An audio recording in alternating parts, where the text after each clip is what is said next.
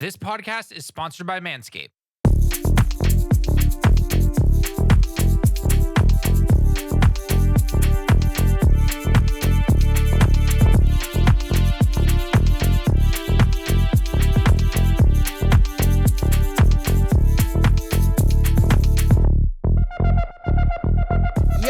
What is up, 5-9 gamers? Welcome back. It is time once again for the Dokkan Battle Podcast. We are here for episode 91, and I am your host, the Masked Ningen. Of course, I am not alone. Every week we have a fascinating array of guests to discuss the weekly events going on in everybody's favorite gacha game. So join me in welcoming the guests for this week. First up, we have Tech Gohan's #1 fan, Minato. How's it going?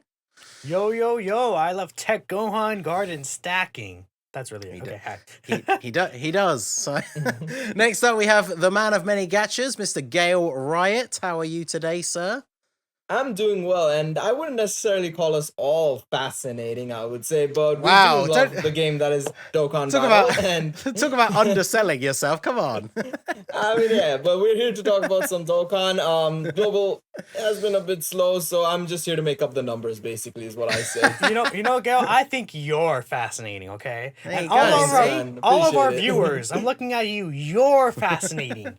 You're amazing. They definitely are fascinating, for sure. There you go. See, and we have as well returning to the podcast after his successful face reveal. We have our boy Ice Cold Joker. How is it going, my dude? Good morning, everyone. It's good to be back. Sorry that I took like a month-long break or something, but had to deal with the face cam situation, and now here we are. Here we are indeed. So yeah, episode 91, we are going to start off with some JP stuff for this week. So we are going to jump straight into probably the hottest topic for the week, which is of course the reveal from Jump that we are getting the LR Zamasu as the part 2 LR for the Tanabata celebration. Big shock, I'm sure. Nobody in the community predicted that we were going to get an LR Zamasu. Everybody is flabbergasted that this is what we are getting for part 2. So, yeah, we're going to talk a little bit about what we potentially would expect from the unit. Obviously, you know, we just had a very successful EZA for someone who's going to work very well alongside him, who we will get to later on. So, we'll start off with Minato as our resident JP boy. What are your thoughts on the upcoming LR merged Zamasu? I don't know. I personally thought it was going to be Super Saiyan Blue Goku. You know, the Kaioken one. But I guess it's a Masu. Just kidding. People actually did think that, which was hilarious. But yeah. I really am excited for Zamasu. I hope that they give him like tons of healing, make him like a very tanky boy, right? You know, like what if they make him like a unit that survives KO attacks, like, you know, like that old Namagoku, but he heals so that after he survives that attack and he heals from it, you don't die from the next attack, right? From taking double digits. So I don't know. They could do so much with them. I think it could be really fun. And hopefully he'll be really good. The only thing that sucks is I wish his leader skill would be more than 150%, but I wouldn't expect it to be higher. Yeah, it would be nice to see them go higher than 150% for yellow coin LRs now that we are firmly in the 200% meta, but that's probably just wishful thinking on our part. So, Joker, as welcome back to the podcast. What do you think about LR Zamasu? What would you like to see from our fusion boy? I mean, it's about time that he got a standalone LR or just a new unit in general, because it's been so long since he's gotten his last one. But I kind of agree with Minato that he should be a defensive, tanky mother, and then maybe like halfway through the fight, kind of, I don't know if they lose all the defense, but like gain like a crap ton of offense because he's just going all out. I kind of think that would be interesting. I don't want him to have the whole like attack and defense after the final blow. Like don't do that. Yeah, please, for the love of God. Please don't do that. Oh, that's the worst mechanic ever. Yeah, STR the fact that Rose they gave it to crying, STR dude. Rose is just sad. He's crying. Like, ugh. Yeah, but he needs to work really well with the Tech LR, Goku Black, and Zamasu. So he needs to probably be a slot 1 unit as well, because they take a little bit to build up. But we'll talk about them later. Yeah, it would definitely be nice if they were if he was good enough to be in slot 1 as well, because then that gives you a little bit of flexibility. Even if you are running the two of them together, you can put whichever one in slot 1 will work best for that turn. So that obviously would be very, very nice. Gail, what about you? Do you have any extra thoughts? Anything nobody else has mentioned that you would like to see as part of the LR Zamasu kit, or his animations, or anything like that? What would you like to see? Well, like Minato said, I think the first thing I would want is I'd hope that their leader skill would be higher than 150. I still maintain that they could easily do like 150 plus 30% if they really wanted to. I think a 180 leader skill for all these yellow coin LRs is fine. In all honesty, they don't have to get to that 200% meta that Dokkan Fest do in this day and age. They always like to go a bit less. I think 180 is perfectly fine, but no idea why they don't do that. In regards to what his passive and stuff will be like, I think he's going to be a little bit of a in-between kind of character, because when you look at the previous Zamasu's, merged Zamasu's, corrupted Zamasu's, it's always been that Zamasu, the normal Zamasu, not fused or anything, just Zamasu has been extremely defensive, right? Highest defensive, highest damage reduction, whatever you give him, he's defensive. Then his middle stage has been the middle ground of the two, right? And then his corrupted stage is where he just goes full out offense, like Joker said. So since we are getting a fused Zamasu that isn't corrupted, nor is he just Zamasu, I think it's going to be somewhere in between where they don't go full defense nor full offense. But I hope that the balance is done well, because sometimes if they do go too balanced, then he's not getting the best of both worlds, and that's an issue, right? So I'm really, really hoping if they do go for that balance like they have for previous iterations of, corrupted, normal, Zamasu, merged Zamasu, whatever, hopefully this one is a good balance, whatever they do end up doing with him, in all honesty. I like the ideas that Minato's said as well. I was gonna say posted as if he tweeted them out or something, but I like the ideas he mentioned as well with the healing and surviving off a KO, and I really do hope no final blow, please. I've had it. I've seen too many of these units now that have this whole final blow thing. It's kind of stupid. Another thing I wouldn't want him to have is like gain stats when he gets attacked, because there's like so many units on that team, the Future Saga team now, that have that. So it's like we have both the leaders, Goku Black and Zamasu, the AGO Goku Black, and then if they add a fifth unit like that, like that's just way too much. So hopefully he's not something like that. That would be ideal. Yeah, the one thing normally show if they have an active scale into like the grotesque form. I don't think so. I think that's going to be an entirely separate unit. Yeah, I think they'll leave that for later. Yeah, there is a possibility they it could have that, but all we've really seen from the scans is what his LR art looks like. Although sometimes those units do have like the transformed version in the background, which that obviously doesn't. But if it's just an active skill, then maybe. I would like to see, because we know the SSR art is obviously the unit that you will pull from the banner as an SSR is already merged Zamasu. So I think it would be pretty cool if they had an intro animation of them fusing. But obviously potentially they will keep that for they could potentially keep that for a future unit where they actually bring out a Goku Black and Zamasu who fuse. So I mean, very interesting to see what they do. If we don't get that now, again, there's still speculation on Future Saga being Worldwide Celebration. I think that could be a really good unit for that specific celebration if it does end up being something, or even like a New Year's or something crazy, right? It could be really cool, but I would like to see that intro animation as well. I just think that, like you said, Ningen, they usually have, most of the times, they have those transformation, that have the transformation in the background of the card art. So, I don't know for sure. But that's like why Goku Black and Zamasu in the background, a lot of the times, characters with intro animations have the character in the intro and the card art, like Majin Vegeta, the, Golden Frieza LR that came out recently has the final form Frieza in the background, right? Yeah, stuff like that, right? So I think it's possible you can get an intro. That could be really cool with the fusion. Yeah, that would be cool. I also I do like the idea that you said, building on that surviving the KO mechanic by actually including a heal.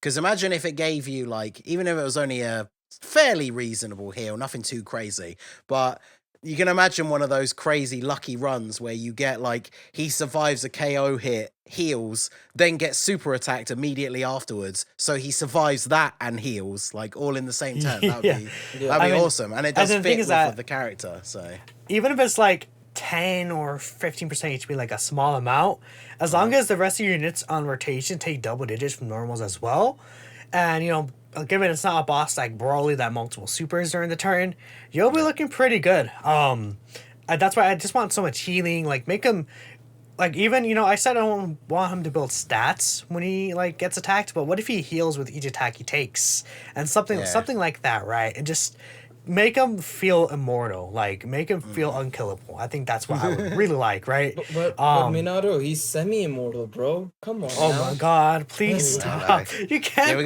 be semi-immortal. Just keep that purple goo monster out of the equation. That's all I'm hoping for. I don't want to see any of that. I'm a big fan of the design of Merge Zamasu. The Halo Zamasu is so cool. Yeah, he looks so good. But yeah, so... I want to add one more thing as well. This is something Minato and I were talking about in the morning, actually, or morning for me, last night for him. The one thing I want to see more units have, and I'm kind of hoping that this Merge Zamasu has as well, is we were talking about units that actually have something in their passive where they get stats the more additional supers they do within that turn, you know? Like sort of LR Frieza in 17, I think we were talking about as an example. They're the only units that kind of do that. So I'd like to see that as well potentially in this unit or any future unit to be more precise, but this unit would be a good start.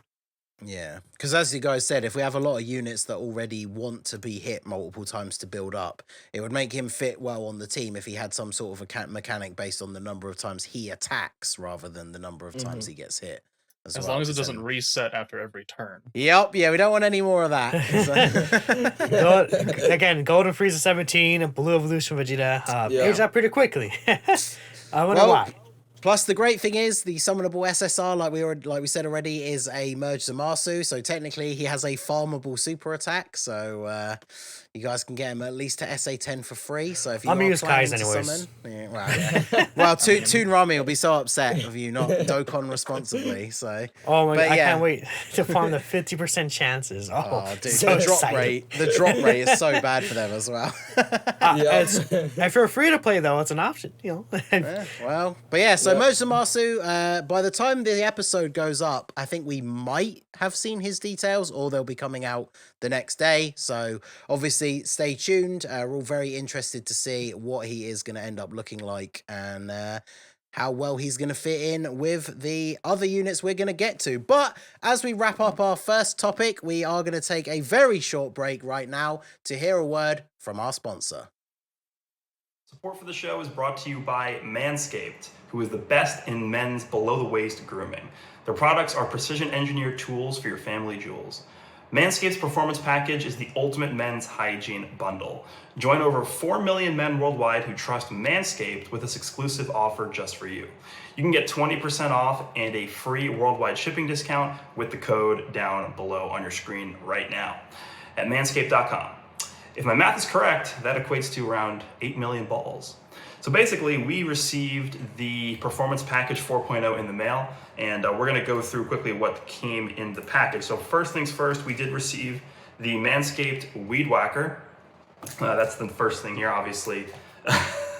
This is the electric nose and hair trimmer. Then they actually did provide us with some boxer briefs right here. Then we actually ended up getting the lawnmower trimmer over here. Then we ended up getting the crop preserver, which is a deodorizer, very useful. And then we got the crop reviver, which is a toner. So this package, very, very useful if you guys are interested in this. Even if you yourself are not going to use this, you can buy it as a gift for somebody. But just don't forget that in order to get this, you have to use the code. Well, you don't have to use the code down below, but it would give you a big discount if you use the code down below.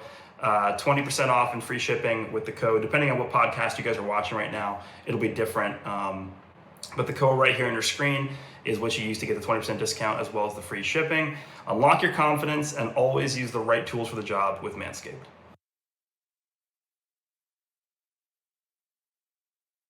Okay, well, thank you, Goresh, and thank you, Manscaped. So let us move on to the next topic. We did mention it very briefly, but we do have some EZAs to discuss on this episode. So to keep in line with the discussion about the upcoming LR Zamasu, let's go ahead and talk about the existing LR Zamasu and Rose Goku Black. So the Tech LR, the last of their meta to get an EZA, finally received it. A lot of people were surprised earlier on in the celebration when they didn't get it. I think I said on a previous episode, a couple of episodes ago, that there's no way this unit doesn't get an EZA during this celebration. And when the first lot of details came out, I was starting to sweat a little bit. But yeah, here we go. We actually have it, and damn. So, Gail, why don't you tell us a little bit about the EZA for Tech, LR, Zamasu, and Goku Black? What do you think of this unit?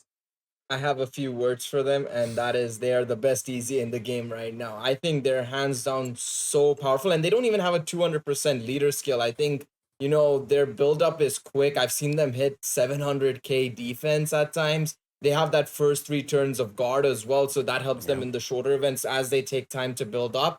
Overall, I think they knocked it out of the park with this EZA. It is so refreshing to see an actually good EZA, considering, a certain other character got their EZA this celebration, another LR that we'll come on to as well. But honestly, I think, they knocked it out of the park. This is the standard of EZAs they need to have from here on out.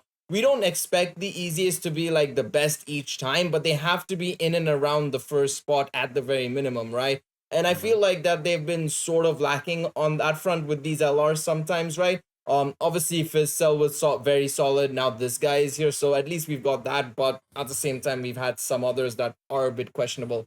So good job for these guys. I'm very much looking forward to using them when they come out on Global for sure. And so, Minato, I know you've used them quite a bunch. I've checked out your videos for them. So yeah, well, would you agree with Gail? And the question I would put to you, are they now, because obviously he's outdated a little bit now, but have they taken Broly's spot as being the most impactful EZA on release? Yeah, I would say so. They're actually crazy. It's like, even Broly was good, but it's like the landscape is just much different. A unit being like top 4 now is much more impressive, I think, just because there's a whole meta shift right now. And he tanks red zone supers, type disadvantage. I brought him against Omega without his guard at the end. He took double digits from Omega, right? Like, he's absurd, and he does 11 million, 13 million attack stats, right? And this guy, he heals every turn 15%, which, I think that's something people may overlook. That 15% healing every turn is so good. Just to make sure that you're surviving more. You can take more of those attacks from even the other units on rotation that may take a little more damage than them. They build up really quickly. They have the guard the first 3 turns, like El said. The only downside to them is their leader skill, because their leader skill obviously sucks, right? But everything else is perfect. If they had a godly leader skill, you could probably argue them on the level of the 7-year LRs. If they had a stupid good leader skill, because they're actually absurd. I would say defensively, they might even be better than them. Evades, especially in events that can't disable evasion. They destroy Broly, right? And offensively, they hold up their own too. There's so much to talk about this unit because they do everything, and they're one of my favorite units to win right now. And in my opinion, they're easily a top 5 unit in the game, just in general. Every single unit in the game, including Dokkan Fest LRs and stuff, they're that good, and I'm very very satisfied with how they did them. Yeah, they do actually seem crazy. And like you said, the 15% healing is really, really good, because I wanted to just mention specifically on that. Like you said, they're not even on a 200% team yet. But you think about the amount of HP that we're getting on teams now with some of these leader skills. I just did a very quick calculation in the background, but if your team has 600k HP, which with 200% leads, we're seeing way higher than that now. That means they're healing you 90,000 HP at the beginning of every turn. And they're a unit that takes basically no damage. So very, very useful for this more difficult content. So, Joker, do you have any other thoughts about the LR Black and Zamasu? I mean, I've seen the showcases. I've seen the damage numbers that they could put up after like 2 turns, and it's wonky, man. I don't really know what they were thinking. Like, I'm really glad that they made them so much better than a lot of the previous LR EZAs, because, you know, Trunks was meh, Majin Vegeta was meh, Broly, you know, was the king for them. But, you know, they've come out and they've, like they said, they've set the new standard for LR EZAs. So anything going forward, if it doesn't match this, then it's just going to be a complete and utter L. Because It's funny you should say that. they're really powerful, and yeah, there might be an example of a complete and total L later. There might be. But yeah, I'm definitely very happy. Funnily enough, the LR Black and Zamasu was the first banner, I think, ever on Global that I properly wailed out on.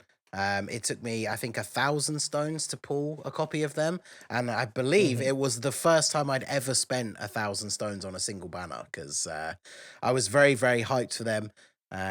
Very excited after seeing like the JP showcases and stuff. So, you know, very, very excited. Shout out to the Gaming Claw. I'll always remember his summon video where he pulled 2 copies of him and jumped out the window. That was amazing. So I remember that. Oh my goodness. So, That's it was so good. So yeah, I was so excited for him to come out on Global. So no, don't you remember when he went out the window? He was like, "I pulled Goku Black." That was Wait, funny. I missed this video. What was this? That was a long time ago. Gaming Claw. Yeah, he's one of the OGs. One of the OGs. Shout out to an ex-fellow UK Dokkan creator. So sadly before my time, but yeah, always used to love watching Alex. So yeah, though, great EZA unit. We won't move on to the example of the complete L, because we'll move on to the other summonable LR EZA, who, whilst not as good, I don't think we would argue is a complete L, would we? So, Minato, give us your opening thoughts about LR, Trunks, and Mai's EZA. The more I use them, the more I hate them, is what I say. Oh. Like, you're looking at their details, they look really nice, but then when you use them in-game, I think the big issue with them is their partners. Like, that will get, like, Brainiacs and, like, Cold Judgment, which if you don't have those links active, they get, like, 300k defense at most. It's like they're designed in mind specifically with that evasion that they get against a Future Saga enemy, but there's no actual difficult content right now to really get that. So that's just kind of a useless part of their passive. They want a very specific team build, so like you can't even run them, like you can run them on the Vegeta and Trunks team, which is like probably, I think it's like the only team that they're really on right now, if I'm not mistaken. But the thing is that you can't run like, you know, all those like the LR Gods, LR Super Saiyan 4s, or those units. You have to run Time Travelers. And like the units that will work best with them are like the AGO Trunks and Mai, which have aged at this point. Mai, AGO Mai, all those units suck. So you have to go out of your way to make a worse team build. And then even then, at their best, they can get like, you know, 450, 500k defense or so, which can be pretty good. But it's like, they're doing like, you know, 6 million attack stats. You think that if you have to build a team around them, they would be as impressive as like Goku Black and Zamasu, who came out right next to them. Yeah. And Goku Black and Zamasu, even without big bad bosses, they looked more impressive to me than this unit when I fully built the team around them, and the units around them suck. Yeah. It's just, it is a disappointment. Honestly, I think they could have made them better. I think that even if they just made the evasion just against all enemies, they would have been like twice as good, because evasion is such a busted ability, right? Yep. And you wouldn't take them against Broly or 13 anyways, because those are AGL bosses, right? So it doesn't matter that they can't evade there. Though it would be helpful, obviously, but you would take them against all these other stages like Omega Shenron and stuff like that, right? I don't know. They're clearly just a super battle road unit that does not have a stage to capitalize them on. They're not good for Red Zone. I just really use them. You can see that, but I don't. It's because I usually hate like hating on these units, like being so negative on them, but it's just the truth, right? they could look nice when you set them up properly in a showcase setting, but realistically, I don't see myself using this unit unless we get like a broken Dokkan Fest Mai and Trunks or another Mai or something, right? I just don't see myself using them. I mean, like, in exchange, Mai and Trunks could be pretty cool, I guess, right? Yeah. That's an idea for a Dokkan Fest, but who knows? It's I give him like a 6 out of 10, maybe. is what I say. Especially 6 because out of 10. I'm hate and I like how Negan is like, oh, I think they're okay, right? And I'm like, just they suck, right? I know. But I'm Well, so bad. But All I really thought going into this is that they weren't going to be a massive L, but so 6 out of 10's not bad, I you guess, can right? run them for sure. Yeah, you can run them. They're not a complete L, but I Yep. think that they're a unit that could cause you to lose, and you might as well just run a better team, right? Instead of especially because time travelers, not in the best situation right now specifically.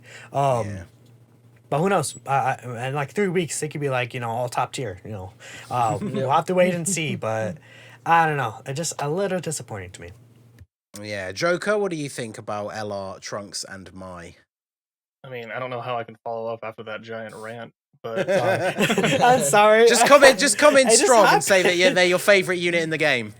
yeah, they're so amazing. I can't wait to use them in every single stage in the game. Yeah, he's right though. It's like, yeah, 300k defense was really good, and 6-7 million attack stats were really good, but the meta has changed, and they have unfortunately fallen to like the bottom tier of the current meta, which is unfortunate because 4 months ago that would have been great. Well, I will say I wouldn't say they're bottom tier. Again, when you set them up properly, they could have pretty nice numbers. Right, but if you have to set them up with a whole bunch of units that are not, yeah, and yeah, then like you're not AGL, going to Trunks, win. and Mai, right? Like their only like real stage is going to be what, Future Saga at ESBR or something. Like, exactly right. and they can dodge in there for 2 of the stages because they don't dodge Cell. Yeah. I mean, Yeah, it they're going to seems have like good they're- stats and they can tank it, but they have type disadvantage against Cell anyways. Yeah, it seems like, because that's one of the things Minato mentioned, and it's one of the things I thought when sort of looking at their kit, is it seems like they were kind of partly designed to be a Super Battle Road unit, but then they kept that only being able to dodge against the certain enemies, which then means there's not that many Super Battle Road stages where you can even do that. Because obviously the stun is very useful. I got the no items run on the Future Saga stages by using double Trunks and Mai and just getting like the stun lock. But you got to be very careful against Cell, like you said, because you can't dodge against him. So yeah, it seems weird. It seems like they had the idea to make them good for Super Battle Road, but then just by not changing that dodge condition, it means they're not actually that great in quite a few Super Battle Road stages, unfortunately. I do want to say, I think they're actually an okay unit against Omega because they could have that stun in the first, in the first phase, right? Which, like Sin Shenron, the Shadow Dragon ones, they lower your defense and attack, right? Which could be very annoying. So stunning them will allow you, obviously, to not have to worry about that. I think the one stupid thing about that, getting off topic, is you could stun those bosses, but he could still lock and seal you. I think that's dumb. I think if you stun them, they shouldn't be able to do that, but that's just me, right? It's a separate thing. Again, I think that they could be used now, but when you get to the next stage of difficult content, unless they get help, you're just not gonna run them. Even now, they're not gonna be like a unit you go out and be like, oh, I'm gonna run this unit, right? Yeah. Unless you specifically have that specific setup, but I think it's a little too restrictive. Okay, so I feel like we said almost everything. I don't know if you wanted to add anything else, Gail, but I'll bring you in for this next one, because now we're gonna get on to what we alluded to earlier. When how on earth do you bring out this EZA in the same celebration as these other EZAs? And I'm sure, Gail, you feel my pain here a little bit too, because this man right here was a global first unit. And then JP gets his EZA first, and look what they did to this man. So, STR free-to-play LR Vegito Blue. Gail, give us the post-mortem on this man's EZA. Bro, we need to have a eulogy, we need to have an obituary, we need to have everything for this man. This man is dead in the water. I genuinely think they made this guy in 2017, 2018, this EZA specifically. And even then, I would have probably said back then it was still a little bit wonky anyways because of the design they've gone for him. But it genuinely feels like they made this in like, oh, he was supposed to drop with Area 28, right? Because we got Area 27 in 2017 for us on Global, I think, with the Super 17 launch and everything, right? And now that Area 28 has come out, and then we have this guy as well with his EZA of releasing. I genuinely think they were supposed to release his EZA back then now. And they were like, all right, let's just drop it now. You know, they've been asking for quest mode and all these surveys and stuff. Let's just do this right now. And it looks bad, man. It looks really, really bad. His kit is so wonky because they're giving you so much key when you don't want that much key so that you can get his, you know, additional. You want to get his 12 key for the stack, right? And then on top of that, when you do get that ultra super attack, it's only a medium chance of becoming a super attack anyways, instead of becoming a guaranteed additional super. So that's also, you know, a problem as well. Overall, his kid has become worse post EZA than it was before his EZA. It's that bad. I don't understand why. And it's something that I feel like has been a recurring theme in some of these units that have been releasing. Like, Fizz Raditz definitely seemed like a unit that should have come out with Vegeta and Nappa way back when, you know, that AGL Vegeta and Nappa came out with Fizz Krillin's Prime Battle and stuff. That's when Fizz Raditz should have come out. This is a unit that should have also come out in 2018. I don't understand why they're not updating these units to match when they're releasing instead. They're just like, oh, we had this in the back burner, let's just dump it on these guys now. Make no changes kind of thing. I think it's very stupid and it's ridiculous that we've gotten him in this format. And the thing is, from what I've gathered, you can't even EZA him now. Like, he's just there and we just know his EZA, and when we get it, we're still not going to use it. So it's kind of irrelevant, lying there in dust, and it's never going to be used. It's that bad. It's so sad to see that such a hype unit, one of the, at his time, when he dropped the best free-to-play unit in the game, bro, Jay Fana probably must have been rolling in his sleep when he found out about this, or rolling in his bed when he found out about this EZA, bro. It's this bad. It is honestly the worst thing I've seen in my time in playing Dokkan, to be honest. I genuinely believe this is the worst thing they've done. 100%. Oh yeah, trust me. I can remember off the top of my head what the name of Jay Fanta's video was after the details came out. And it was literally, they have ruined STR Vegito Blue forever. So, Minato, quite a big rant there from Gale. This, I think, is the first time I have ever seen. Now, we've seen EZAs in the past. Int Gohan is a pretty good example where people have been disappointed because they really haven't been made that much better. But I think this is the only, I was going to say the first, I think this is the only time I've legitimately seen people in comment sections and on Twitter saying that his EZA has made him worse than he was before. So, Minato, what are your thoughts about Vegito Blue? I mean, Gale covered a lot of what I think. It's just disappointing. Like, you gain the 20% attack and defense, which is like nothing, and then you lose a lot of the stacking you can get. So if you don't EZA him, you keep the stacks of 20% that go on permanently, and his stats will end up looking higher. Just because you can actually stack up his attack and defense more easily, and then he'll look more powerful with getting those stacks compared to just getting the 18 keys and not being able to stack at all. If his 18 key super attack just like stack defense or even greatly stacked defense, if he wanted to go crazy, he'd be way different. It'd be a completely different story. But it's like that small change they had to make that unfortunately did not end up going through with, and it just sucks, right? We've all been expecting and looking forward to this EZA. I don't have too much to say, especially after my Trunks and Mai rant.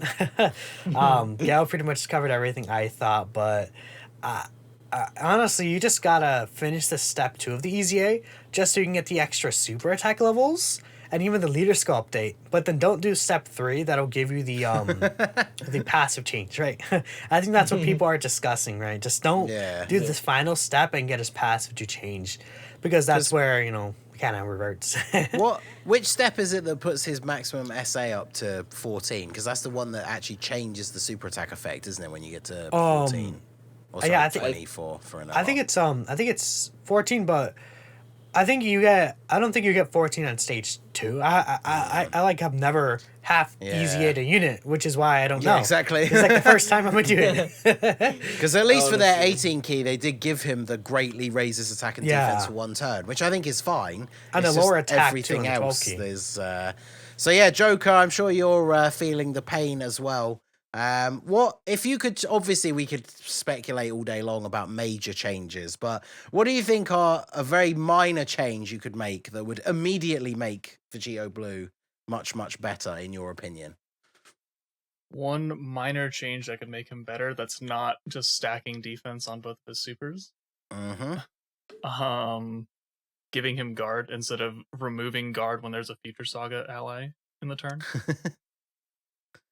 Yeah, I think That the could be big good. thing I've seen a lot of Yeah. people say the big thing that they really should have done is he has the it's a medium chance to Yep. do an Additional. Get additional 5 super key. Oh, if you do the 18 key.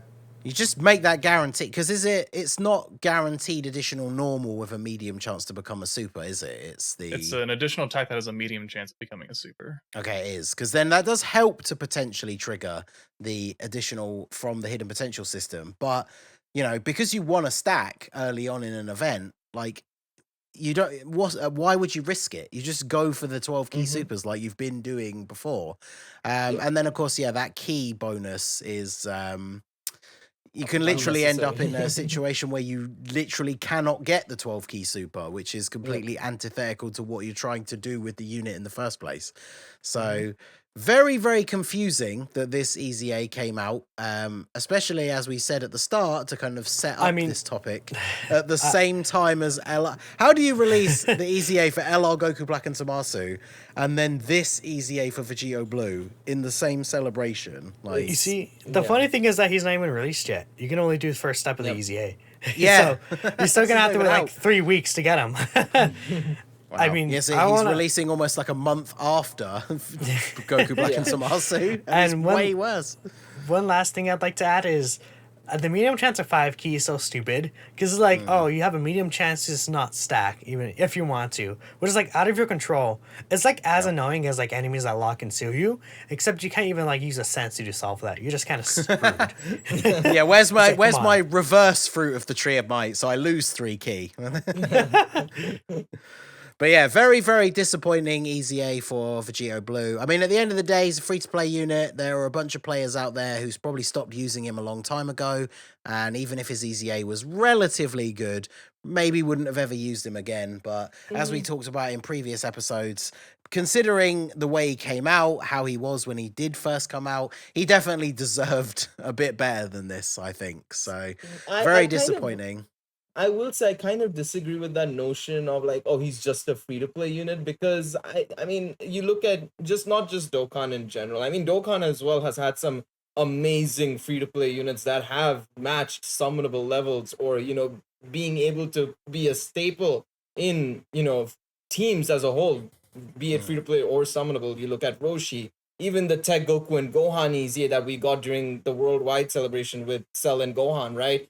I personally feel like that should not be an excuse necessarily for them to just, ruin. I think this is an issue with Dokkan lately. It's just that the free-to-play units have not been up to scratch. Let's be real. Not since, I would say, the 6th year anniversary, I would argue. Like, I can't think of another unbelievable free-to-play unit that we've gotten since Roshi. So I feel like we should kind of, pinpoint that as more of an issue than anything else because again, it's a little bit of a weird thing to say, but look at Jay Fana. I mean, my man is struggling. Like, they need to start like drip feeding some of these free-to-play units for these free-to-play players to start being able to challenge some of these red zone stages. They don't have to be able to complete all of them, but it should make life a little bit easier. You know what I mean, right? Yeah. Sorry, I got a link level 10. I just wanted to share. All right, so there is technically another topic in between, but since we did bring it up already in the discussion about Vegito Blue, so obviously we have a new quest area, so Area 28, which has 3 new stages. Obviously more are planned to be released because, as we've already said, you can't fully EZA Vegito Blue. There's not enough medals available in the shop. You do farm a new treasure item, the blue gems, basically just the blue version of the green incredible gems, and they're what you use to buy his medals, and you can get a couple of Kais from the barbershop. So only 3 new stages for now. However, I have seen a lot of talk about a potential new best link level stage. So, Minato, I know I've seen you talk about doing some runs. Why don't you tell us a little bit about, is it stage 28-2? Yeah, I'm actually showing it on the screen right now. 28-2 is my favorite link level stage right now, I think. It's really quick. It takes like a minute and a half at most, right? There's 3 fights. It's at 25 stamina, so it has the highest link level rate in story mode, I believe, right? And I checked with like some of the actual like data miner guys, and they confirmed that. So that's pretty cool. And I've been getting like so many link level 10, so many link level units. It's been crazy. And it's just so much quicker compared to like 8, 9. I like it a lot. It's personally my favorite. And I'm getting all these blue gems. I think I'm gonna check how many blue gems I'm at right now. After I finish this actual run right here, but I think I already cleared out the shop. I think I'm around like probably 1,500 blue gems already. I've just been farming all the time. So whenever they add more stuff to the shop, I'm ready for that, right? And yeah, it's been a pretty good experience for me. I definitely have enjoyed 28-2, the new stage, right? They only added 3 stages, so technically we can get more stages, I think, right? But we'll have to wait and see, with the other stages that we'll get Vegito Blue. It's possible we get them more stages in the data download with the LR Fusion Zamasu that's coming. Yeah, who knows? And obviously, we were kind of all hoping that the new stages would bring a better link level option, because one of the things that I know I've personally noticed, a big change, is the fact that before autoing was a thing, everybody just used to play 23-8 over and over again, which, especially during a celebration that was giving you an XP multiplier, would actually help you rank up like pretty quickly, even if you were at a higher rank. And then when auto came out and the best stage changed to being like 7-10 or 8-9, because those stages are so much earlier on in the quest, you don't get like barely any rank XP. So I remember I went very quickly through the first like maybe 30 odd ranks of like 900. And then ever since auto came out, I just never rank up anymore because you don't get any rank XP for playing that stage. So I've been ranking up a lot. I think like every day I'm getting like 2-3 ranks, which is very good, right? It gives you a lot of XP. I checked right now too. Well, firstly, I want to say as well, the auto fight always takes you to the fight path because it's a shorter path. So you always get those 3 fights guaranteed, and they're all stop signs. And secondly, I'm at 2,500 blue gems right now. So that's way more than I thought. I said 1,500. I just wanted to bring that up. Okay, so yeah, more stages to come, potentially best new link level stage. Let us know down below what your experience with it has been. Have you found it better than the previous ones? I have seen a lot of people talking about it, so very much looking forward to that coming to global as well. So the final thing that we have to talk about for JP is the new Extreme Super Battle Road stage, which is the Goku family stage.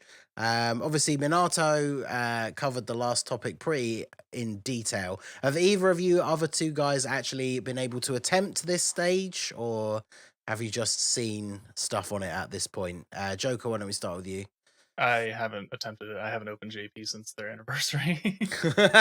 Fair enough. Gale, any thoughts? I'm not gonna lie, I didn't even know that there was a Goku family ESVR on JP until today when that's all right. Well, posted the oh outline. my goodness, you global players. All right, well, don't worry, don't worry, boys. The global topics are coming up next, so we'll go back to Minato then. So tell us about Goku family Extreme Super Battle Road. Tech God Goku dominates. You could actually use Kaioken Goku there too, because he has the intro animation against Vegeta's. But yeah, it's all Vegeta's and Trunks's, so you could use like Tech God Goku with the pure Saiyans buff, and he just demolishes. There's so many options on the team. It's hard to lose with, especially if you're using items. Yeah. I think a no item run could be very easy as well. Yeah, it's pretty based on the stage. It's easy, and there's tons of options. So have fun. I personally beat it in one try. no issues for me. Goku family has always been one of the stronger rosters in the game. Funny that, a team comprised of multiple versions of the main character of the series has some very strong options. But yeah, Goku family definitely seems like it's not going to be too much of an issue for most people. So let us go ahead then Before and we move continue on, actually, I apologize, Ningen. I do want to bring up that I'm finally able to use Heart Virus Goku after months, because Red Zone, I would use them. I could use them. Yeah, because it's only his thing's only for 5 turns, isn't it? So it's too risky to use them in the red zone. Did So you just never pull him or what? No, I have him Rainbow and him maxed out. You don't use him in Red Zone because his turn restriction, right? Yep. So Super Battle Road, he's pretty damn good. So he's a go. Good option to use right there. So now we are moving on to the global topics. So, of course, we are in the midst of the anniversary. Unfortunately, we are, I guess at this point, by the time the episode comes out, some of the part 2 content will have actually released. So at the time of recording, we're at that very final stage. We're probably, I think at this point, we are literally like just over 24 hours away from some new stuff releasing. So part 2 of the anniversary is going to start soon. Not the banners, but just a little bit of extra content. So we've got a whole list of stuff to go down here. So we'll sort of address it in somewhat the order here. But the banners aren't going to come out straight away. So let's talk about some of the stuff that is going to come out right away. So Joker, now that we're back onto global, we obviously have 2 stages of both the red zones available right now, and 2 more stages will be releasing with this part 2 stuff. So what are your thoughts on the 2 stages coming up for both versions? Do you think they're going to be particularly challenging? Have you seen JP runs on them? What are your thoughts about the upcoming red zone stages? I believe the next one has cooler, right? And that's when things really start to ramp up, if I'm not mistaken. So, I mean, the first 2 stages of each version were not particularly difficult as long as you play smart, but I think that this next section will definitely ramp up that difficulty. Now people will actually have to pay attention to their team builds and their numbers and everything. So I'm excited for it because I didn't realize that the Legic fight was just one fight and it was just him and then it was over. Yep. So I was like, oh, we're done. Okay. So I'm expecting a lot more, seeing as how hyped up the red zone has been for the past 6 months. So yeah, I'm expecting good things out of it. We talked about it a little bit last week, but it's the kind of the disappointing thing from the global player perspective is obviously, you know, by the time the anniversary was over and every single stage was out, we're getting towards like the end of February. So global players have had to basically sit for like 5 months while JP players talk about how the red zone is the new hardest content in the game. Oh, it's so difficult. Only like, 5% of the units in the game are even good in there. And then we get what I called in a tweet, baby's first red zone, where the 2 stages we got of both of them are so unbelievably easy, but it has kind of created this almost funny split where I've seen a lot of people on like Twitter and things like that being like, oh, I thought Red Zone was supposed to be hard. It's so easy. But yeah, the upcoming stages are going to start to increase the difficulty a little bit. And Gail, I know one of them, Joker did already mention Cooler, but one of the ones that will be releasing is Baby, which I know is one of the ones that can be quite difficult. So why don't you tell us about these upcoming Red Zone stages from your perspective? Yeah, Baby's going to be a very interesting one. I think that one was the most challenging one out of the 4 when I remember it from JP's release for sure, right? Especially I think when he gets his some AoE attacks, he supers multiple times if I'm not mistaken. At the end, if I'm not I think wrong. he can. He only supers once, but he can AoE multiple times. He can AoE up to 4 times, dude. Okay, yeah, that's what I confused it with. He can AoE multiple times, but I think it's gonna be very interesting and very challenging. I think one thing to note as well is, obviously, we also found it a lot easier because a lot of us had 200% leaders just off day 1, and we finished all the baby stages, as you said, in one day, literally within the hour. I don't think any of us had issues apart from Mr. Baby. I'm sorry. But he's never gonna live this down. I'm never gonna let him forget about this. Like, I can't wait for the Mr. Baby versus Baby video though. That's gonna be pretty hype. Oh, bro, it's gonna be good. But no, I'm very much looking forward to it. I think it's gonna be a good challenge for sure. I'm looking forward to trialing out different teams as well, because I want to try out at least the. I want to try out, of course, the 7-year LRs against, the new stages, but I also want to test out Goku Gohan.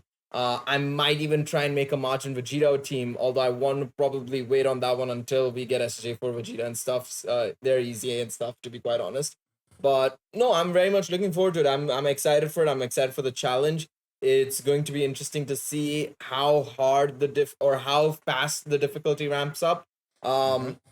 I'm looking forward to it. It's going to be a good challenge. And I think for me personally, out of the 4, I would say Baby is a little bit of a scary one for sure. But I also think Minato mentioned this in the last podcast, and looking back on it, he is actually right. I think Rildo might be a little bit of an annoyance because of his locking and stuff. So, yeah, that's also going to be a very interesting one.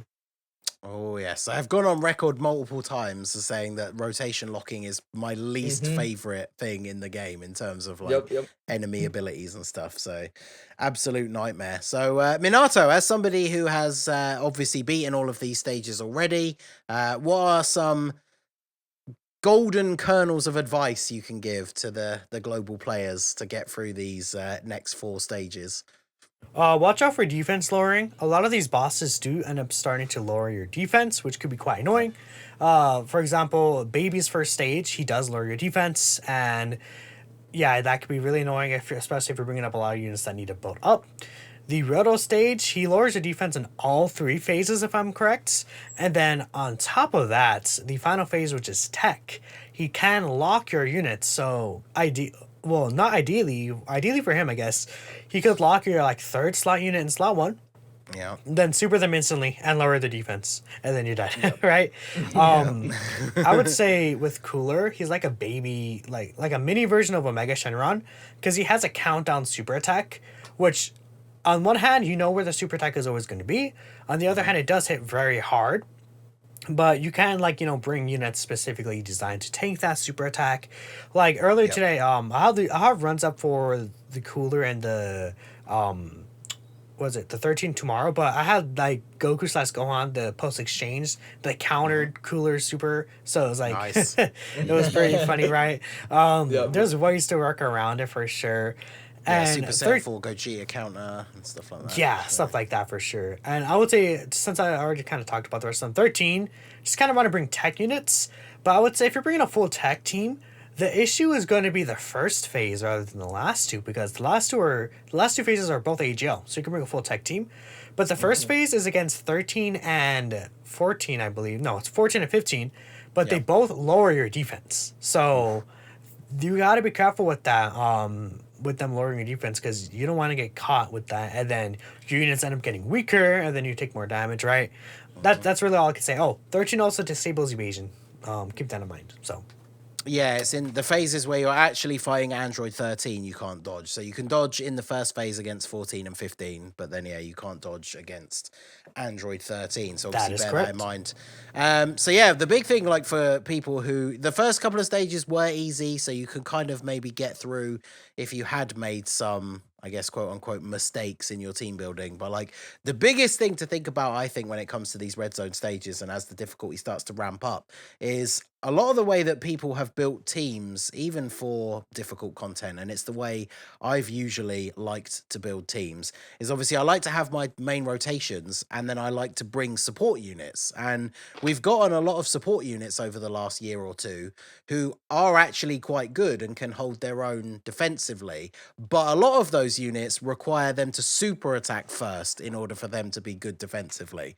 And we are now starting to get to stages that, as Minato said, not only could they lock that unit in slot 1 and then super them before they get a chance to attack, but of course we're going to be coming up against enemies that are doing AoEs as well, so they're going to be attacking you before you get a chance to attack. So the big thing you really have to think about is you cannot bring like a whole team of units that only are good defensively after they've attacked, because we're now getting to the stages where some of those units you're not going to have a choice and they're going to be getting hit before they get to attack. So it's going to be interesting to see how all the people who thought those first couple of stages were way too easy get on with these next ones. I'm personally trying to beat them all with the heroes team, and we'll see how far we can actually go. But have fun against Baby, dude, with God Trunks. Oh, double in phase? That's gonna be disgustingly hard. I will say Baby, when he came out, was definitely the hardest boss in the game by far. And it should be the same on global, right? Baby could catch you off guard multiple times, so you want to be careful with him. You definitely want to save your items for that final phase, because it's at the very least it's 4 phases, so you can build up your units, right? Yeah, I'll probably do Baby with double Super Saiyan 4 Vegito leads though, rather than bringing Trunks. But yeah, I mean, I did the first 4 stages all no items with the heroes team. I want to see how far I can go with the heroes team. I know that once we get to these next harder stages, probably not going to be able to do no items with the heroes team, but I want to see at least how far they can go. So be interesting to see. But that's going to be coming up. Then, of course, we also have the EZAs.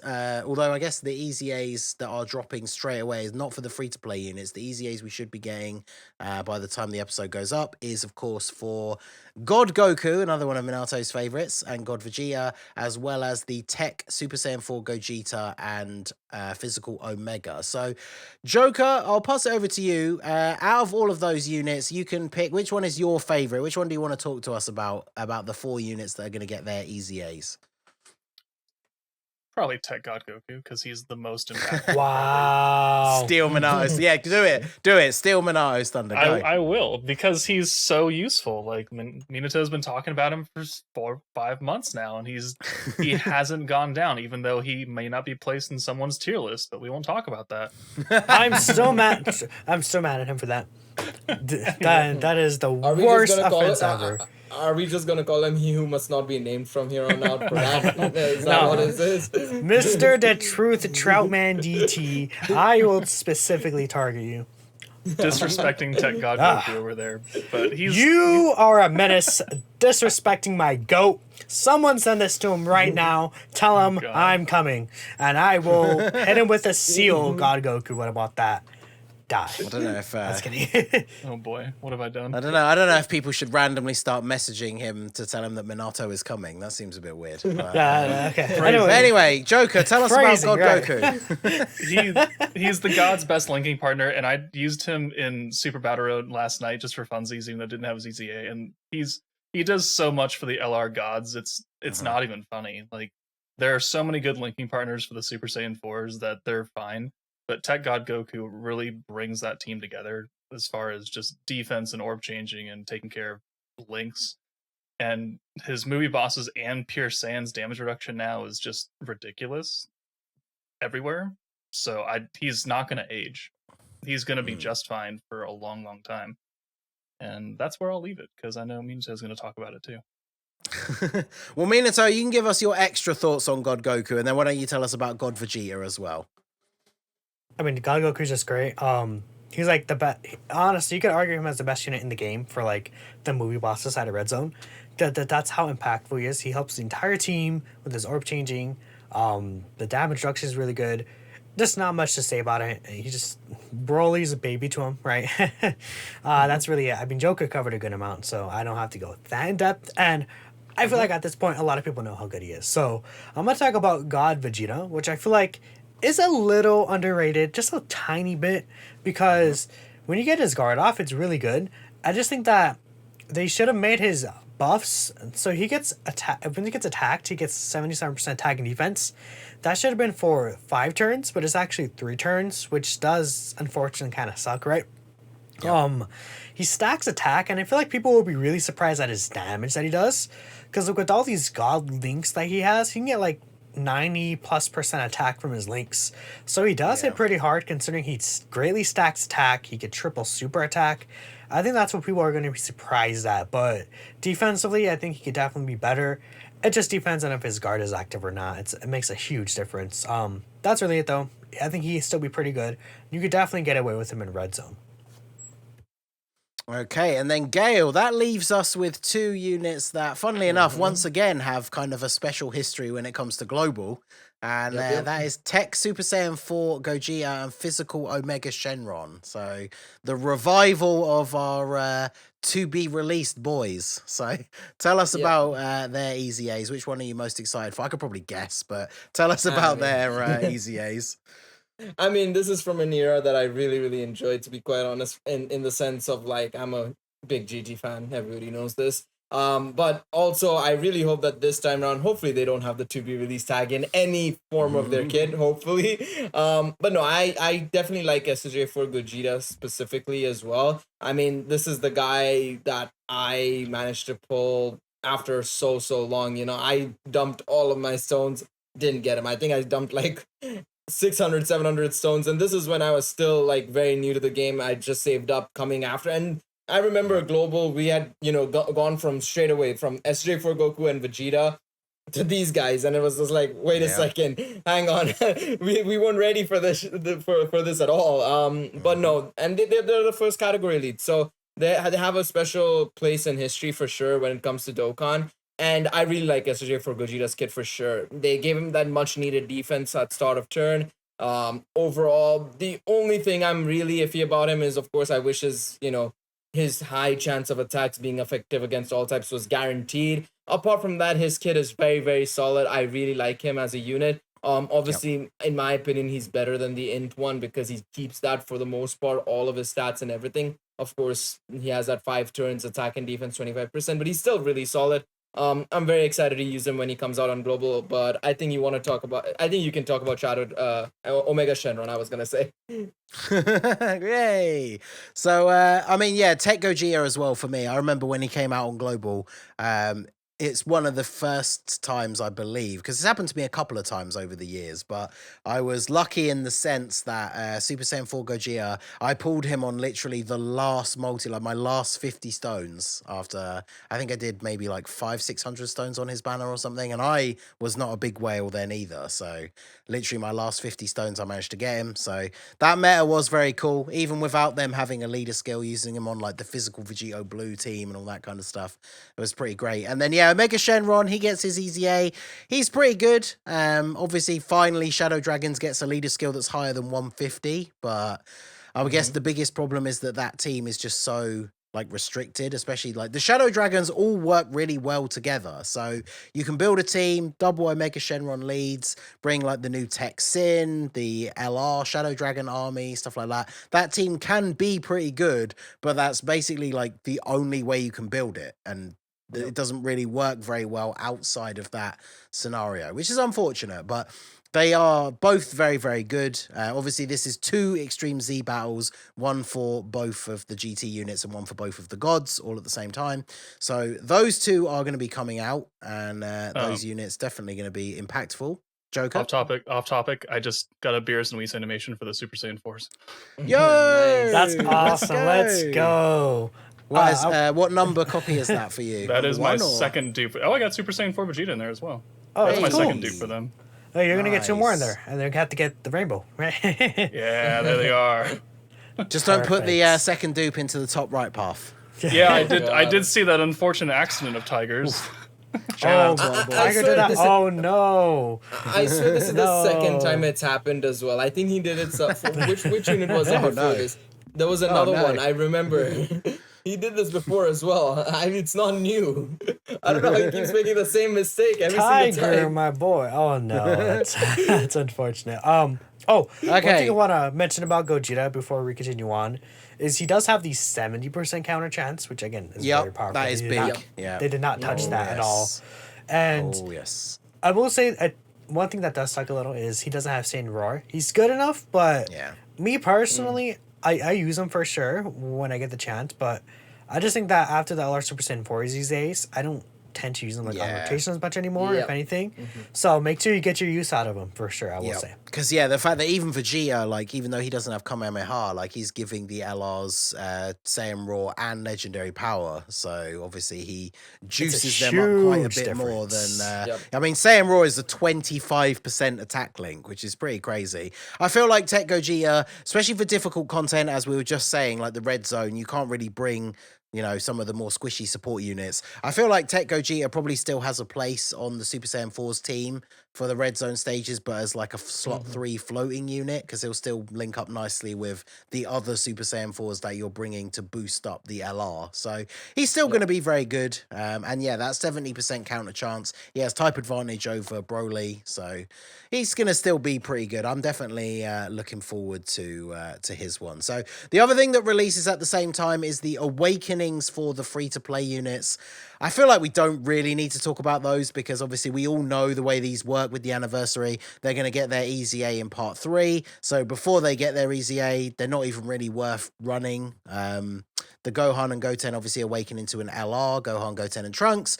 but they don't get their EZA until part 3. So that is another thing obviously coming out with part 2 for you guys to be getting on with in the game, but they're not really going to be usable. So after that, there's going to be, I think, a week delay if we go by the timing from JP, and then we get the main event, I guess, for a lot of people, of part 2, which is the part 2 top legendary summon banner. So this one definitely came as a surprise to people during the anniversary when it debuted on JP, when obviously we had no idea what to expect. The fact that the 2 featured LRs are Saiyan Saga themed, and we get the Kaioken Goku and the Great Ape Vegeta. So I'll start with you, Minato, since obviously you play JP. Do you have one or both of these units already?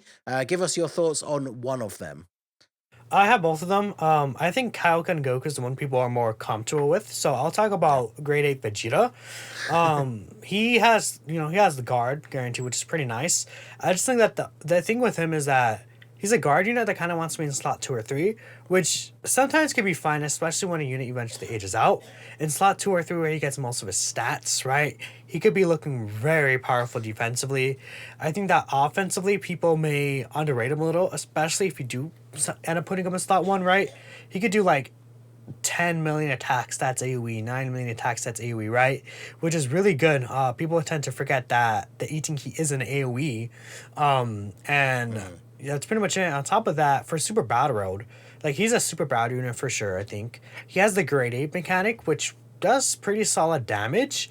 And obviously, you're invincible during that time, right? So if you're able to get that off, that could be really helpful in difficult content, just in general, right? I think he's a good unit. It's just that the Saiyan Saga Saiyans, they all like don't really link well with each other, and this Vegeta doesn't really have a great partner right now, so he's kind of, I don't end up using him, unfortunately. I mean, you could force him into the team if you're going to have fun with him. But again, he's not a unit that you're going to be like, oh, I have to bring him. He's like a defensive ace, right? Yeah. I wish that he was like that, but that's just the only thing with him. He's still fun. It's still really good, though. I will say that. Okay, and so Joker, obviously global players are in a slightly different scenario because, of course, right before the release of the anniversary, we got the LR, Goku, and Piccolo, who actually introduced the Saiyan Saga category to global. So do you think that adds some value to these banners? Would you say if you have Goku and Piccolo, you should definitely be more incentivized to summon for these LRs? Or do you think they're good enough to summon for anyway? What do you think about the Part 2 LRs? I think just looking at them by themselves, they are very good units. Just for what they are. Like, Goku can hit stupid damage numbers, and Great Ape Vegeta, like Minato said, he's good on his own right. He's maybe not as good as Goku, but he still has a lot of value on his teams. But looking at the bigger picture, even with the Goku and Piccolo, and then the upcoming Fizz Raditz, the Saiyan Saga team is not all that great and not highly used. So summoning for them versus like the gods and fours or the upcoming worldwide download celebration, that's like a month after the anniversary, I don't think it's worth it. They're yellow coin LRs. They'll be on the banners. They'll be in the shops. I don't think you need to summon for them over some of these other options. Okay. So, Gail, let me pose a slightly different question to you. Obviously, I want to hear your thoughts on the LRs as well. But do you think then for global players with these Part 2 banners coming up, if you have not done so already, of course, do you think it would be better to do the 300 stone summon for the 77 units and 3 guaranteed LRs, or to summon for these Part 2 LRs? What do you think about them? I think it's better to summon on the 300 stone banner because you're just getting more value out of it, especially if you're a newer player, right? And this is assuming you're done with the 7-year LR banners, right? Yeah, of course, yeah. You've gotten one of each, or maybe like one dupe in each. You're doing well there. If you're looking for value, I would say you're better off going for the 300 stone banner purely because you're guaranteed 3 LRs. Yes, they can be good or bad, but I hate doing this, but it's true because these units will get a lot of EZAs as well. A lot of the units that are old as well on the 300 stone banner have gotten EZAs or will be getting EZAs. I mean, Tech Rose Master is a perfect example. I pulled Tech SSJ3 Goku, and he's one of the next in line to get an EZA. So that's value there as well, right? So I think you're better off going for the 300 stone banner than you are for the part 2 banner. What I would say personally, if you want to do anything regarding the part 2 banner, you're done with the SJ4s and gods, dump your rainbow tickets into the part 2 banner. Otherwise, don't touch it with stones, in my opinion, especially with worldwide being so close. And I know we get a frick ton of stones during the anniversary. I think we're still due another 600, 700 stones, if I'm not mistaken, with the EZAs and whatnot. So yeah, I believe just from the part 2 stuff alone, we should get around like 250, and that's if we don't get like extra bonuses or whatever. So and I will say with the rainbow stones, not the rainbow stones, the rainbow tickets, I personally got both Grade 8 Vegeta and Goku off the rainbow tickets, right? So there you you go. can get lucky like that. That can happen to you, dream. right? Yeah, I was living the dream, and I got a dupe of Vegeta off the actual summons, right? I was gaming that video, man. That was crazy. Yeah, I'm gonna have to channel some of that energy, because that's exactly the same boat that I kind of want to be in. It's like Gail mentioned, if you already have the part 1 LRs, I think it's definitely a good idea to, when we get these rainbow tickets, so we didn't really talk about them, but obviously part 2, when the part 2 LR banner comes out, I think it's exactly synced up with when the 3+1 ends on the Dokkan Fest LR banners. Once that ends, the part 2 LR banner comes out, the part 1 banners will still be up, and that is when the rainbow tickets become available to be used, and they could be used on any of those 3 banners. So you can do singles, or you can use 5 tickets to do a 5-unit multi. It's not guaranteed SSR. But yeah, as Gail mentioned already, like if you're done summoning on part 1, which I think I'm pretty happy, I got 2 dupes in both. I obviously want to try and save stones if possible. Well, so I am absolutely going to dump all of my rainbow tickets into the part 2 banner, and hopefully pull a Minato and get both, or at least one of the LRs, because Global is in that unique position, as we kind of already mentioned already when talking about the release of Gogeta and Omega after the original Super Saiyan 4s. You have to remember, as a Global player, that once the anniversary is over, we are going to get one Dokkan Fest, which is going to be Raditz, which is probably the easiest skip in Global history, and then we're straight into the worldwide download celebration. So any situation where you can potentially save stones is obviously going to be beneficial. If you are missing one of the part 1 LRs, I think my advice would be to go for them with the rainbow tickets first, because obviously they're the 2 best units in the game at this point on Global. Definitely more valuable to have them than the part 2 LRs, because for me personally, like, the Saiyan Saga team is not the best, especially the way it is right now on Global. So if you use your tickets or some stones on that and you pull like 1 copy of Grade 8 Vegeta, like what teams and stuff are you really going to run him on? So if you still need the part 1 LRs, you definitely want to go for them first. But, free tickets, free summons is always good at the end of the day. So the only other thing we have left to talk about now is a little bit of a short discussion to end the episode, because obviously we could be here all night, depending on how in depth we wanted to go. So we'll keep it brief, but we can talk about it again next week, because we probably aren't expecting it till part 3. But the big mystery looming on the horizon for the global version of the anniversary is, of course, this global exclusive event that was teased in the producer letter. So all we really know is that it's going to be an event of some kind, that when it comes to global, it will be a global exclusive event. So obviously that means it's probably going to come out on JP at some point in the future, but that does mean it's not going to be something like the link level keys or, Father Son Gallic Gun Trunks of Vegeta. Like, it's not going to be something that's out on JP already. So Joker, as a global main, why don't you start us off? What do you speculate, or what do you want it to be? Give us some ideas. I would like a new EZA that hasn't happened yet, but trying to slam 5 big time EZAs in the anniversary might be overdoing it a little too much. Nah. But I mean, we all wanted Gogeta Blue and Fizz Broly's EZAs, and we didn't get them during the anniversary. So if they were to drop those, that would be incredibly hype and incredibly good. But again, I don't think it's too realistic. So I think it's just going to be some story event with some new grindable free-to-play character who maybe will break the mold and actually be a decent free-to-play character for the first time in months. Because the one thing I couldn't remember off the top of my head, because obviously this, the reason we would obviously speculate that this is going to come in part 3 or the EX part, whatever you want to call it, is the fact that obviously that was when on JP in the anniversary they released the free-to-play LR of the Goku Jr. and Vegeta Jr. But then of course they released that early on Global, so it seems to make the most sense that this new thing that we're getting is basically to replace that slot in the schedule. So I think Minato, you said something like this on Twitter, I think it was you anyway, that we are potentially going to see some kind of new farmable free-to-play LR instead. So what are your thoughts on what this could be? Yeah, I mean, I agree exactly what Joker said. It was me that said that, Ningen. Essentially, I wouldn't get your hopes too high for, like, Gogeta Blue and Broly EZA or some new LR or something, or, like, some crazy event where, like, you get Link level 10s for free or something, right? Although possible, I wouldn't say get your hopes up for something like mega big like that, and then be let down that is something like, like a Roshi stage part 2, right? I would say it's reasonable to expect another free-to-play unit, maybe related even to superhero, right? Which could be pretty interesting, right? I just think that it's really because the only thing that would be missing from this anniversary and the global anniversary is that Goku and Vegeta Jr., just like you said, which already came out early to global.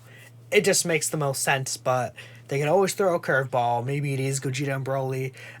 Anything technically is possible, but I would say that not everything is probable. Yes. And you just gotta really, at this point, we just gotta wait and see, I think. But I think a free-to-play unit is definitely a very safe option to choose. Yep. Because that's the thing. It could be a newer story of like the GT Vegeta and Goku Jr. When they say it's a new event, that could be a story event with a farmable card, or it could be an EZA because an Extreme Z battle is an event. So obviously we really have no idea what it is going to be.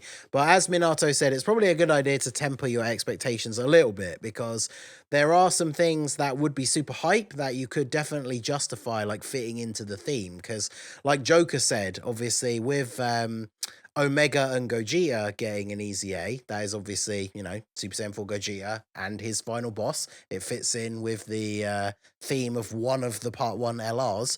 So it would have made perfect sense for AGL, Gogeta, and Physical Broly to get their EZA in the anniversary as well. But of course they did not. So I can see why people would think they would fit in very well, because they definitely would.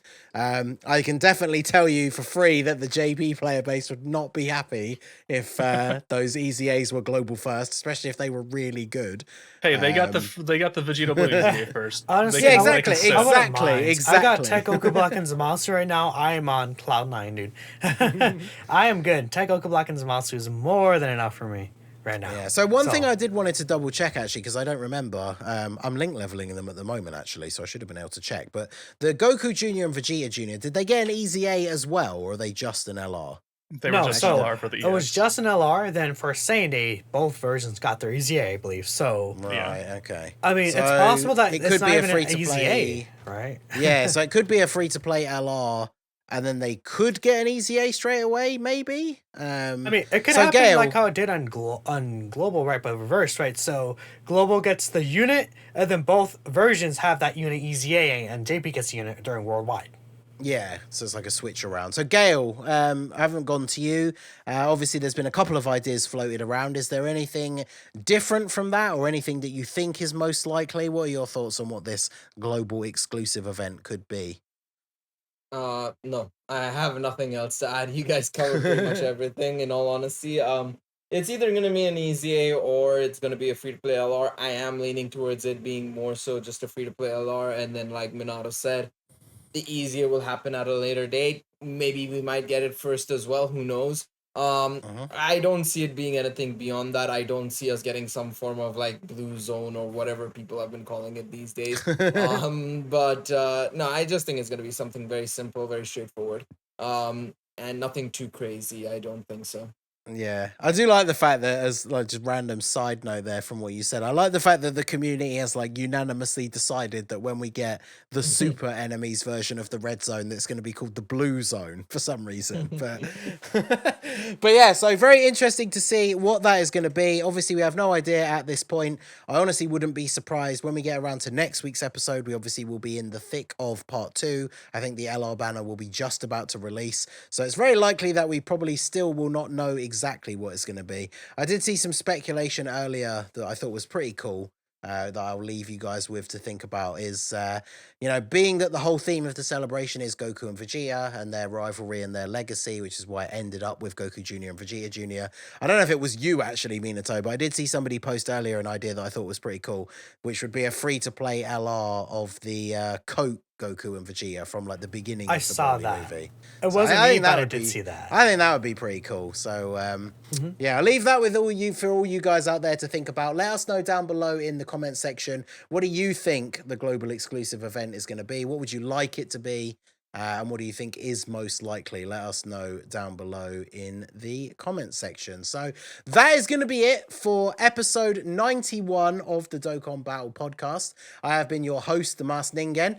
I want to thank all of my guests, Ice Cold Joker, Gale Raya, and Minato for being here today. Also, a big shout out to Manscaped for sponsoring the episode, and to all of you guys for tuning in and checking it out. Like I said, let us know all of your thoughts on any of the topics down below in the comment section. So from all of us over here at 59 Gaming, that is it for this week, and we will see you all next time. Peace out.